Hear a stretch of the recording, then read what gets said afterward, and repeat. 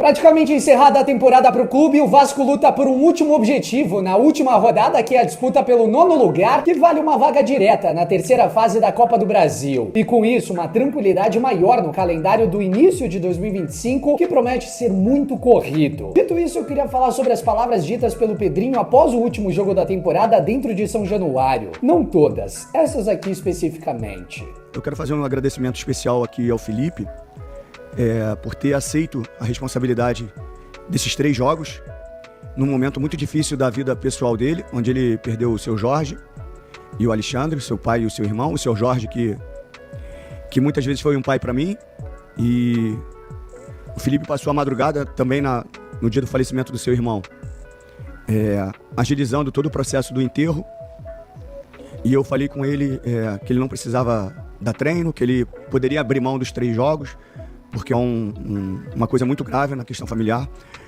E na madrugada que ele passa com o irmão, ele vem de manhã, dá o treino e depois vai para o enterro do seu irmão.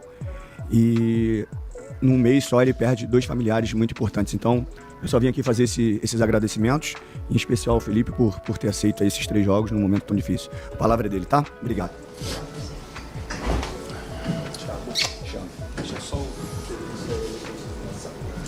O beijo na careca e o eu te amo recíproco de 2 dos nossos maiores ídolos que nasceram, cresceram e vivem o Vasco até hoje. Isso é importante pontuar. Vivem o Vasco, não vivem de Vasco. É sobre isso que eu queria falar. Eu acho que nos últimos anos, até em função de uma comparação inevitável com os rivais, em função de eles estarem levantando taças e nós não, começamos a tirar as nossas cobranças para diversos lados e muitas vezes de uma forma até desmedida. É óbvio que o Pedrinho merece críticas em alguns momentos, o Felipe também, Coutinho, Teixeira e o próprio Verratti. Mas a gente também não pode tratar a nossa história de qualquer forma nesse momento delicado. E essa cena do Pedrinho com o Felipe me fez refletir muito. O Pedrinho não precisava estar aqui. Ele estava no Sport TV muito bem estabelecido. Ele não precisava do Vasco. Mas a gente ama demais esse clube. O Pedrinho é um de nós. Como eu falei, ele não tá ileso de críticas por isso. E se não tivesse sido ele, poderíamos estar perto do nosso fim nesse momento. A ACAP está impedida de fazer negócios com os clubes da 777 pela justiça. Menos com um deles. Sabe qual? O Clube de Regatas Vasco da Gama. Sabe por quê? Por conta de uma liminar lá de maio, que o Pedrinho buscou na justiça. O Felipe perdeu o pai e o irmão no último mês. Eu nunca senti essa dor na vida e eu espero que demore muito a acontecer. Mas eu não sei como seria no dia seguinte. O Felipe foi até o Vasco trabalhar, porque ele ama o clube. Porque ele sabia que a gente precisava dele e não porque tem meia dúzia que diria que ele tá se aproveitando de um time que nem dinheiro tem nesse momento. Eu sou muito Vasco e eu vivo esse clube diariamente.